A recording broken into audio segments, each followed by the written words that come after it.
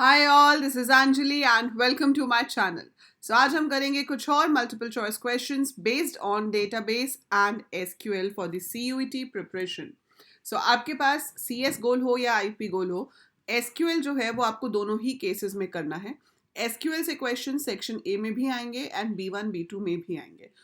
यहाँ पर जो हम क्वेश्चंस प्रैक्टिस कर रहे हैं, it is important for both the goals, computer science and informatic practices. Code is 308। सो चलिए आज के क्वेश्चंस शुरू करते हैं। और जैसा कि आप हर वीडियो में करते हैं, यहाँ पे भी करेंगे। After the questions are complete, do write in the comments कि टोटल कितने आंसर्स आपके सही थे। कितने आंसर्स आपके सही हैं, इससे हमें पता चलता रहेगा कि टाइम टू टाइम आपकी इंप्रूवमेंट हो रही है या नहीं हो रही है। सीयूईटी का कोर्स भी एएल कोडर ऐप पे अवेलेबल है।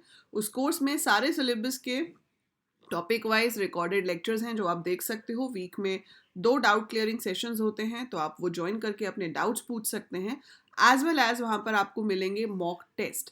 मॉक टेस्ट दे के आपको एग्जैक्टली पता चलता है कि आप कहाँ स्टैंड करते हो, जब वहाँ पर आपको हर क्वेश्चन पे 5+ मिलेगा अगर आप सही आंसर कर रहे हो, -1 होगा अगर आप गलत कर रहे हो, and you will be able to see your score at the end and rank in comparison to other students. So do go and check that out. एक मॉक टेस्ट उसमें फ्री है, तो आप वो अटेम्प्ट कर सकते हो एंड देख सकते हो वेयर डू यू स्टैंड। अभी हम शुरू करते हैं यहाँ के मल्टीपल चॉइस क्वेश्चंस। देखते हैं कि पहला क्वेश्चन हमारे पास क्या है। Okay, so we'll start from here. Which of these is not an individual row function? इसमें से कौन सा इंडिविजुअल रो फंक्शन नहीं है? राउंड है, एक ही वैल्यू पे काम करता है और एक ही रिजल्ट देता है। ट्रिम भी एक ही स्ट्रिंग पे काम करता है, स्पेसेस हटाकर एक ही स्ट्रिंग को रिजल्ट में देता है। Max works on multiple values, तो ये एक से ज़्यादा वैल्यू पे काम करता है और आपको रिजल्ट में एक वैल्यू देता है। Max is the correct answer because this is a group और एग्रीगेट फंक्शन। तो हमारे पास 5 ही एग्रीगेट फंक्शंस होते हैं, मैक्स, मिन, काउंट, सम। एंड पांचवा कौन सा होता है वो आप कमेंट्स में लिख के बताएंगे, ठीक है? पांचवा कौन सा होता है? चलिए आगे चलते हैं। Which of these is used to calculate number of characters in a string? तो एक string में कितने characters हैं, if you want to calculate that, हमारे पास यूज होता है उसके लिए लेंथ। लेन नहीं है, लेन पाइथन का फंक्शन है। Length is the name of the function in SQL, जिससे आप ये पता लगा सकते हो कि एक स्ट्रिंग में कितने कैरेक्टर्स हैं। How many characters are there in a string, we can get to know from length. Which of these is used to remove extra spaces from beginning of the string? तो string के शुरू में से बताना है आपको। अब काम तो तीनों का ही स्पेसेस हटाना है, तो एल ट्रिम हटाता है स्क्रीन के स्टार्टिंग से लेफ्ट ट्रिम। एल ट्रिम का मतलब क्या होता है? Left trim. और लेफ्ट टू राइट हम इधर जाते हैं, ये साइड लेफ्ट होती है, ये साइड राइट होती है, तो बिगिनिंग से हटाने हैं, it should be L trim. L trim is the correct answer. तो अगर आपकी स्ट्रिंग के स्टार्टिंग में कोई भी स्पेसेस हैं एक्स्ट्रा, तो वो उसको हटा देगा। Select mid Python programming 8,4। अब देखो मिड कैसे काम करता है। मिड में पहले आती है हमारे पास स्ट्रिंग, ठीक है, फिर आती है स्टार्टिंग पोजीशन और फिर आते हैं नंबर ऑफ कैरेक्टर्स। और एसक्यूएल में पोजीशनिंग 1 से शुरू होती है। अगर मैं इस हिसाब से पोजीशंस लगाऊं तो मैं यहाँ 8 पे पहुंचूंगी, क्योंकि space is also a character. तो 1 2 3 4 5 6 7 पे स्पेस है, 8 पे पी है। यहाँ से 4 कैरेक्टर्स आप उठा लो। अगर आप यहाँ से 4 कैरेक्टर्स उठाते हो तो आपका आंसर बनेगा prog, P capital ROG। prog is your answer for this question। starting from position 8, 4 characters हम उठा रहे हैं, ठीक है। अगर इसमें नंबर ऑफ कैरेक्टर्स ना बताया हो कभी भी मिड में या सब स्ट्रिंग में, तो जितने भी कैरेक्टर्स उस पोजीशन के बाद बचते हैं सबको फेच कर लेता है। बट यहाँ हमें 4 दिया था तो हम 4 ही लेंगे। अब ये क्या कह रहा है? सिलेक्ट लेफ्ट पाइथन प्रोग्रामिंग (4), मतलब लेफ्ट साइड से 4 लेटर्स उठाने हैं। लेफ्ट साइड से 4 मतलब शुरू में से 4। PYTH, this is your answer. Starting from left 4 letters, ठीक है। राइट का मतलब होता है पीछे से, लेफ्ट का मतलब होता है आगे से। That's the answer for this question. और ये बहुत ही इंपॉर्टेंट है, सब STR मिड, इस पे तो पक्का 100% क्वेश्चन आना ही आना है। मतलब ये इतना इंपॉर्टेंट है कि इस पे तो क्वेश्चन हर हालत में आएगा। अब कह रहा है select sub STR Python programming (14). 14 से शुरू करना है। This is 1 2 3 4 5 6 7 8 9, 10, 11, 12, 13, 14. सो 14 से शुरू करेंगे तो MMING ये आएगा. सो यहाँ पर स्टार्टिंग बताया हुआ है कि स्टार्टिंग 14 से करना है, लेकिन ये तो नहीं बताया हुआ कि एंड कहाँ करना है, मतलब कितने कैरेक्टर्स उठाने हैं. सो जैसे मैंने अभी आपको बताया था कि अगर स्टार्टिंग बताई हो लेकिन नंबर ऑफ कैरेक्टर्स ना बताए हों तो आपको एंड तक सारे कैरेक्टर्स उठाने होते हैं. ठीक है, सो ये हमेशा ध्यान रखेंगे. और मिड और सब एसटीआर का रिजल्ट सेम आता है, both gives you the same result. Now select round. Round एक और फंक्शन है जिसपे 100% क्वेश्चन आएगा ही आएगा. ठीक है, तो कैसा भी क्वेश्चन आए लेकिन राउंड का क्वेश्चन पक्का आना है. सो सिलेक्ट राउंड 1245.789,1. सो राउंड करना है 1 डेसिमल प्लेस तक, मतलब यहाँ तक, है ना. तो 1 डेसिमल प्लेस मुझे रखना है, 7 तक मुझे रखना है. तो मैं अगला डिजिट देखूंगी क्या है. अगला डिजिट है 8 जो कि 5 से बड़ा है. 5 से बड़ा है इसलिए पीछे 1 ऐड करना पड़ेगा. So it should become 1245.8. So B option जो है आपकी वो सही आंसर होगी, 1245.8. Okay, so let's move on to the next question. Select truncate. अब ट्रंकेट में क्या होता है, -2 मतलब हंड्रेड्स प्लेस, तो ये तो हट ही जाएगा बिल्कुल, और ये दोनों को भी आप क्या कर देंगे, 0. ठीक है, अब इसका राउंड होता तो भी आंसर 1200 ही आता, क्योंकि अगर 1249 तक कुछ भी है तो आंसर 1200 आएगा. लेकिन अगर 1250 या ऑनवर्ड्स हो जाता तो नियरेस्ट 100 उसका 1300 बन जाता. ठीक है, बट ट्रंकेट में नियरेस्ट की प्रॉब्लम ही नहीं होती, ट्रंकेट हमेशा लोअर वैल्यू दिखाता है. सो ये आपको क्या दिखाएगा, 1200. ठीक है, अगर आपको इन फंक्शंस में कंफ्यूजन है तो एसक्यूएल का डिटेल्ड कोर्स है चैनल के ऊपर. सो चैनल पे पूरा का पूरा कोर्स है एसक्यूएल का डिटेल, आप उसको देख सकते हो, वहाँ से आपकी पूरी एसक्यूएल अच्छे से हो जाएगी. और या फिर आप क्लास 12th वाली प्लेलिस्ट फॉलो कर सकते हो, वहाँ से भी आपको सारी इंफॉर्मेशन जो है इसकी वो मिल जाएगी. ठीक है, सिलेक्ट मंथ नाउ. अब बात यह है कि भाई ये क्वेश्चन बनाया था हमने पहले, पूछ आज रहे हैं, तो उसके हिसाब से इसमें से तो कोई भी आंसर नहीं है. सो ये जो मंथ है वो क्या है, 4. तो अभी जो इसका आंसर आएगा वो 4 आएगा, क्योंकि नाउ आपको देता है current system date and time, और आज की डेट है 13 अप्रैल. 13 अप्रैल को आप ये वीडियो आप पता नहीं कब देख रहे होगे, आज देखोगे कल देखोगे, पर 13 अप्रैल को मैं ये वीडियो अपलोड कर रही हूँ. सो आज की डेट जो है वो कुछ इस फॉर्मेट में आएगी, 2023/04/13. ठीक है, तो इसमें से मंथ क्या है, 4. तो मंथ क्या करता है, it only gives you the month of the date, तो इसका आंसर आएगा 4. अगर फंक्शन मंथ नेम होता, मंथ की जगह मंथ नेम लिखा होता तो अप्रैल आता, लेकिन मंथ नेम नहीं लिखा है, मंथ लिखा है, सो इट विल बी 4. ठीक है ना. चलो आगे है सिलेक्ट सील -8.9. अब -8.9, सो सील का मतलब है nearest higher integer, nearest higher integer, तो बड़ा इंटेजर जो सबसे पास हो. पर प्रॉब्लम ये है कि ये नेगेटिव है, सो ये लाई करता है -8 और -9 के बीच में. तो नॉर्मली तो हायर -9 होता, लेकिन नेगेटिव है तो -8 हमारी हायर वैल्यू होगी. सो इसलिए आंसर -8 आएगा. सो नेगेटिव में -8 हायर होगा, -9 लोअर होगा, तो हायर इंटेजर लेना है, इसलिए -8 विल बी योर आंसर. तो हमारे पास ऐसे दो फंक्शंस होते हैं, एक होता है फ्लोर, एक होता है सील. तो फ्लोर बताता है नीचे वाला इंटेजर, लोअर इंटेजर, सील ऊपर. तो फ्लोर क्या होता है, फर्श, है ना, सील होती है छत. तो इसी से आप याद रख सकते हो कि फ्लोर नीचे होगा और छत ऊपर होगी. ठीक है, what is the cardinality of the given table, very typical question. So इसमें हमारे पास 1 2 3 4 5 6 रोज हैं. सो 6 रोज हैं तो इसकी कार्डिनैलिटी भी क्या होगी, 6. And this is also such a question जो काफ़ी बार पूछा जाता है, फिर भी बच्चे डिग्री और कार्डिनैलिटी में कंफ्यूज हो जाते हैं. तो आपको याद रखना है, number of columns is not equal to cardinality, C is not equal to C. So column और कार्डिनैलिटी मैच नहीं करता है. Cardinality is number of rows and degree is number of columns. ठीक है, so moving on to the next question. Which constraint should be used to make sure value entered for salary must be above 25,000? तो आपको constraint लगाना है table बनाते हुए, जो कि ये चेक करे कि 25,000 से ऊपर ही वैल्यू एंटर हो, अदरवाइज एंटर हो ही ना सके, मतलब इनपुट ही रिस्ट्रिक्ट करना है. तो उसके लिए जो कंस्ट्रेंट यूज होगा वो है option number C, check. Check constraint में हम कंडीशन दे सकते हैं, अगर कंडीशन सेटिस्फाई होती है वैल्यू इनपुट करते हुए तो ही वो टेबल में स्टोर होती है, अदरवाइज वो टेबल में स्टोर नहीं होती. Query to display all different designations, तो आपको क्या करना है, डेजिग्नेशन की डिफरेंट डिफरेंट वैल्यूज प्रिंट करवानी है, ठीक है।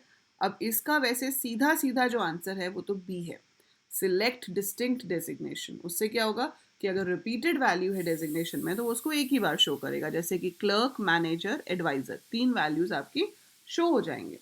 पर अगर आप सी वाली क्वेरी को ध्यान से देखो तो ये क्या कर रही है, select designation from employ group by designation, तो ये भी एक तरह से सिर्फ डेजिग्नेशन को ही दिखाएगी और पूरे ग्रुप के लिए डेजिग्नेशन को एक ही बार दिखाएगी।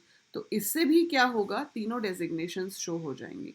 सो एज पर दैट इसका जो आंसर बनता है वो है option number D, that is both B and C, क्योंकि सिलेक्ट डिस्टिंक्ट डेजिग्नेशन से भी मेरे पास तीनों डेजिग्नेशंस प्रिंट होंगी और select designation from employ group by designation से भी मेरे पास तीनों डेजिग्नेशंस प्रिंट होंगे, दोनों का आंसर जो है वो सेम आएगा।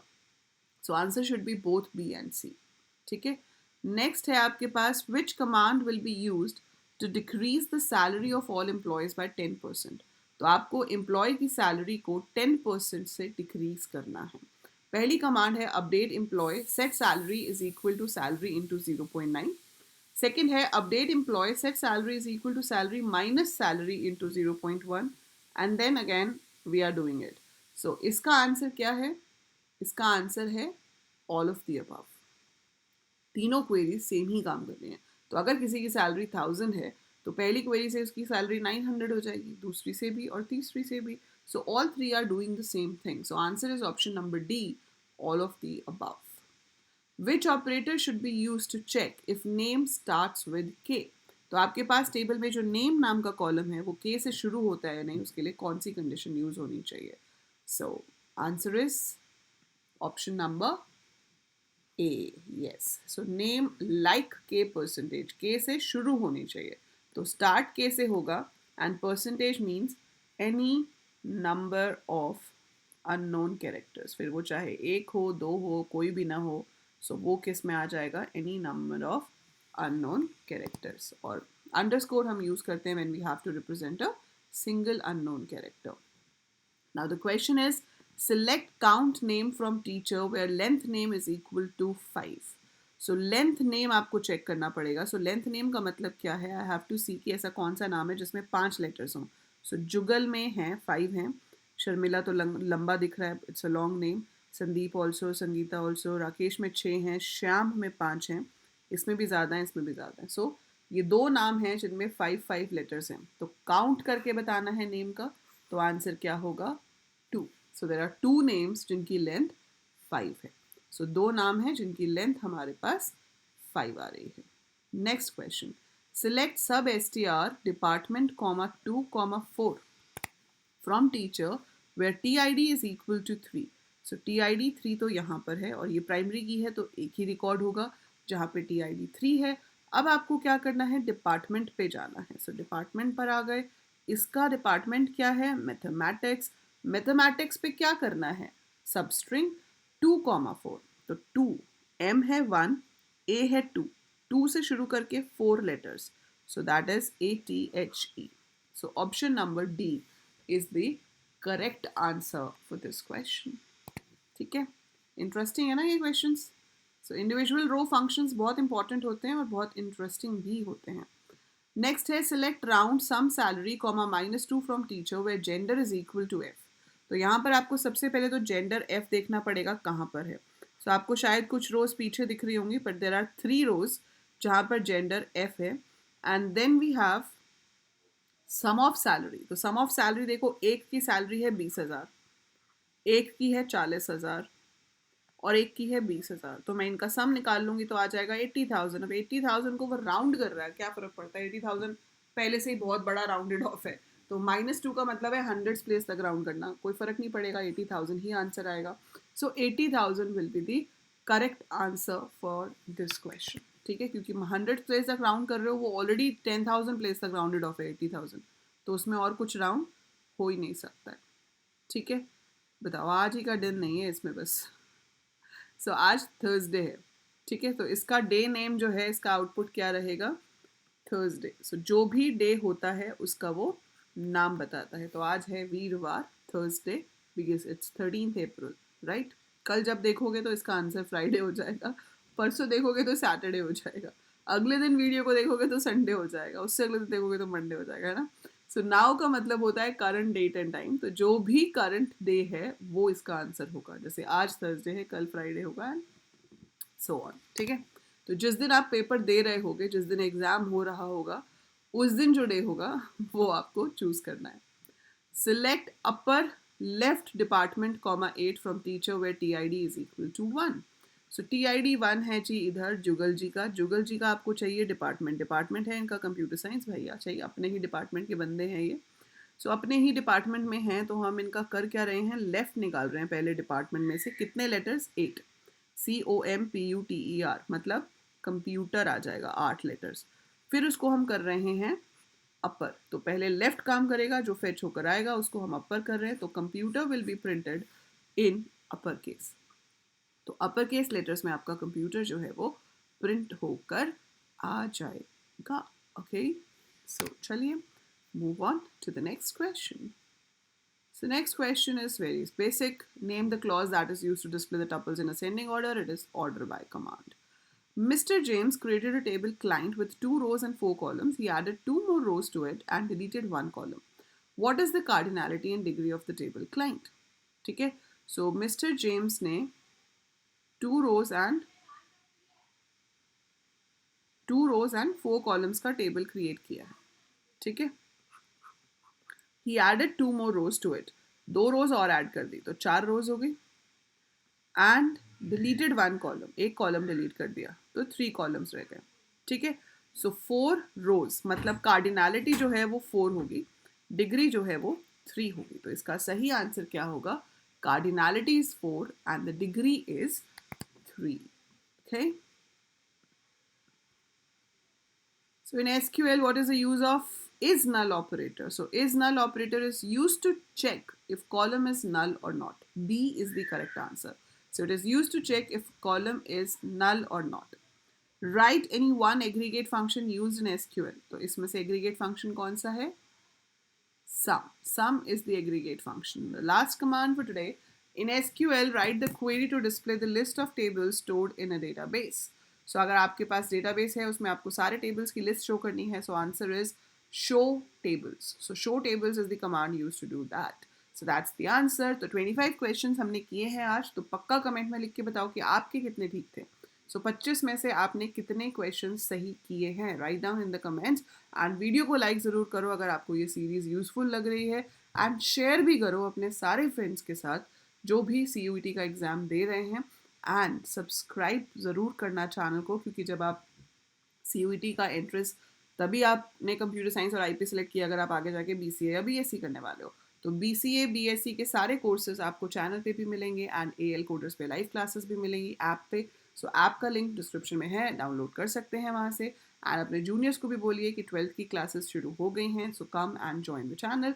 सो yeah, that is it for this video. I'll see you in the next one. Till then, take very good care of yourself.